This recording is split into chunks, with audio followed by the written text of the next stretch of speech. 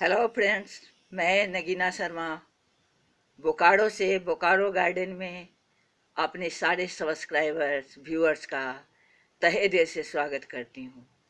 दोस्तों, यहाँ आपके सामने मैंने जो बल्ब रखे हुए हैं, ये फुटबॉल लिली, इसके नाम हैं, ढेर सारे नाम हैं। फुटबॉल लिली बोलते हैं, ग्लोब लिली बोलते हैं, पाउडर पफ बोलते हैं, अफ्रीकन लिली बोलते हैं। दोस्तों, इसके बल्ब से ही इसके प्लांट ग्रो होते हैं और इनका ग्रो होना और फ्लावर देना दो स्टेज में बटा हुआ होता है। आप इसको देख रहे होंगे कि ये बहुत ज़्यादा आगे बढ़ गया है, ये काफ़ी डेवलप कर गया है। असल में इसे फरवरी से मार्च तक ही लगानी थी, लेकिन जब मैं नर्सरी में गई तो उनके पास ये पड़े हुए थे और मैं नहीं चाहती थी कि इसे लूं, क्योंकि आप इसको देखो, इसने अपने फूड के बहुत सारे हिस्से समाप्त कर लिए हैं और आपको ये टूटे मुड़े सिकड़े हुए दिखाई दे रहे होंगे, क्योंकि इसने अपना भोजन समाप्त करते हुए अपने आप को इतना डेवलप कर लिया है। अब मुझे डर लग रहा था कि मैं इसे इतना ले तो जाऊं, कॉस्टली है, लेकिन ये ग्रो करेगा या नहीं करेगा। तो नर्सरी वाले ने मुझे समझाया कि नहीं मैडम, अगर ये ग्रो तो करेगा ही, फ्लावर्स तो नहीं देगा इस बार, लेकिन इसके बल्ब आपके नीचे ग्राउंड में या पॉट में आ जाएंगे, जिससे अगली बार आप इससे फ्लावर ले सकते हो। और उसने कुछ पैसे भी इसके कम लिए और मुझे उसने इसे दे दिया है। तो मैं जब इसे लेकर आई हूँ तो मैंने सोचा चलो मैं आपसे इसको शेयर कर लेती हूँ। यह ट्रॉपिकल प्लांट है। इसमें जो फ्लावर्स आते हैं उसके कलर्स लाल, पिंक, येलो और एक वाइट कलर के भी आते हैं। यह अप्रैल से जून तक जो समय हम लोगों का निकल चुका है, इसलिए इसमें फ्लावर्स आने के कोई चांस ही नहीं है अब। तो ये फ्लावरिंग करता है और साल में बस मात्र एक बार ही ये फ्लावर देता है। इसके फूल एक बार आ जाते हैं तो एक सप्ताह तक खिले रहते हैं। फूल से सीड नहीं बनने दें, नहीं तो बल्ब में कमजोरी आ जाएगी, बल्ब उतने फूड कलेक्ट नहीं कर पाएंगे।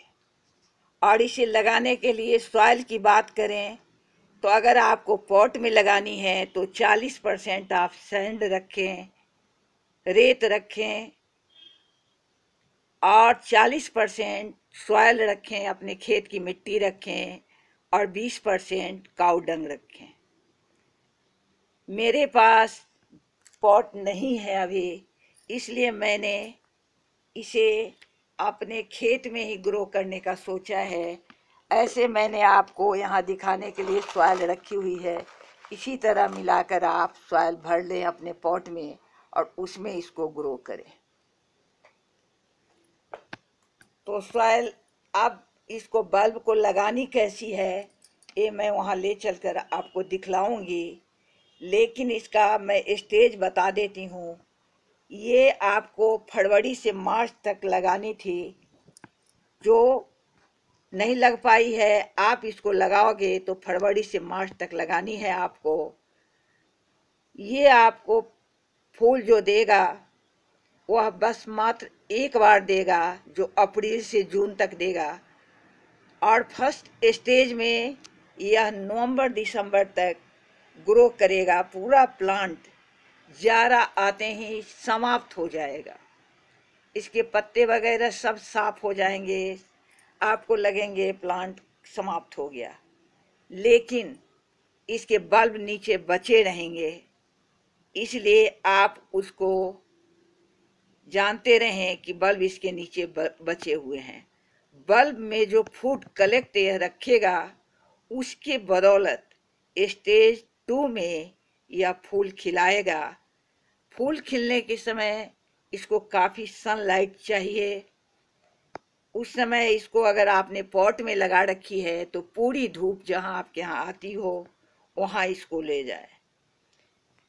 फूल खिलने के बाद फिर से इसमें नए पत्ते आते हैं। उस समय आप इसमें सड़े गले पत्ते काऊ डंग डाल दें, लेकिन सीड न बनने दें। जो जिस में इसके फूल आए हों उस डंडल को आप काट दें, नहीं तो बल्ब कमज़ोर हो जाएंगे। मैंने इसके लिए यहाँ पर खेत तैयार रखी हुई है, इसी में मैं इसको ग्रो करूँगी। तो इसके लिए बल्ब को लेते हैं, यहाँ पर डाल देते हैं। एक बल्ब यहाँ,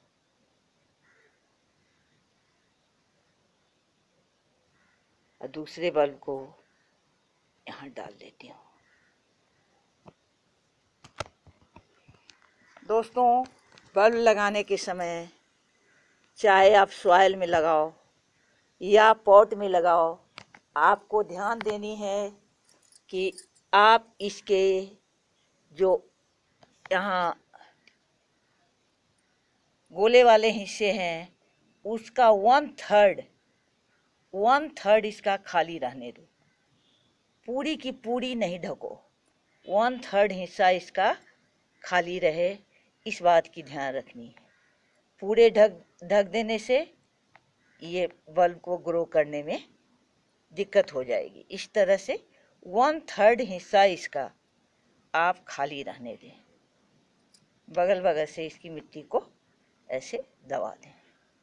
अगर आप पॉट में भी लगा रहे हो तो बस इसी तरीके से आप इसको लगा लेना। बगल की मिट्टी थोड़ी ज़्यादा ही मैंने दबा दी थी अंदर तक, इसलिए और अंदर जा रही है, इसलिए थोड़ी मिट्टी को और घसका कर यहाँ डाल देती हूँ।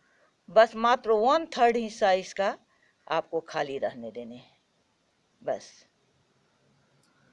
पूरी की पूरी ढकनी नहीं है।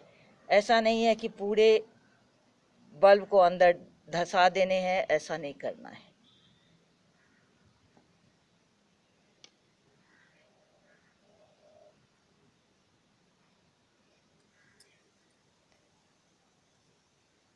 इसके बल्ब को कलेक्ट करने के समय भी काफ़ी सतर्क रहने की आवश्यकता है।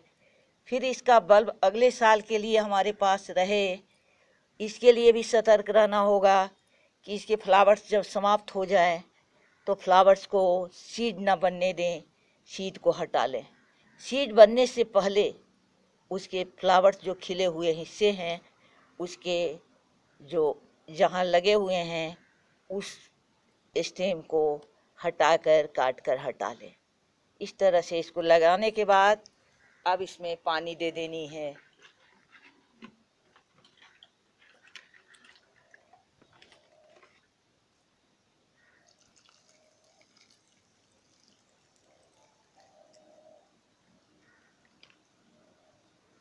यह बहुत ही इजीली ग्रो कर जाता है। ज़्यादा परेशानी और ज़्यादा मेहनत नहीं है इसमें, आपको ज़्यादा कुछ करने नहीं है। तो दोस्तों, इसी के साथ मैं आज आप लोगों से विदा ले रही हूँ। फिर अगले वीडियो में आपसे मिलूँगी। तब तक के लिए मेरे दोस्तों को बोकारो गार्डन की तरफ से, मेरे तरफ से नमस्कार, आदाब, सत श्री अकाल, और मेरे बच्चों को मेरा बहुत बहुत प्यार।